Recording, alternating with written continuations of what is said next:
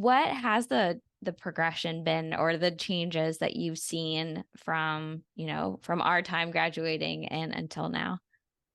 Oh, well, I mean, certainly just from a employment standpoint. So back when I graduated, kind of around the time you graduated, so many of our colleagues were heading into internships. Whether that those were going to matriculate onto a residency, it was yet to be determined, but there aren't nearly enough residencies to accommodate all the folks that do internships. But what we've learned since then is that generally speaking, as it's harder to find a job out of school, more people flock into internships, right? So that's kind of what we were seeing around the time when I was graduating. We were even talking about, is veterinary medicine ready to be like human medicine, right? Where nearly everybody goes after med school onto some kind of advanced training. And, clearly, veterinary medicine really isn't set up to do that.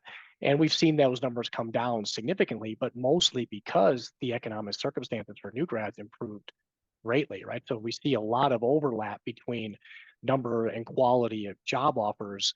The higher those are, the fewer people go on to do internships, right? So it kind of makes sense now looking back, but at the time, we really didn't know that until the AVMA and the economic team started really studying that issue and looking at the data. So, good news is starting salaries for new grads have never been higher. We're seeing signing bonuses for the last several years for veterinarians, which again is a very new phenomenon. All great stuff financially. However, student debt is also a huge issue, right? It's still very expensive to go to veterinary school, and for some people more expensive than others because it really depends on which school you choose and then how much your particular seat costs in terms of what student debt balance you ultimately finish your veterinary education with, right? So we still see challenges for new graduates and not so new graduates trying to figure out the best way to handle their student debt just by virtue of the magnitude of the debt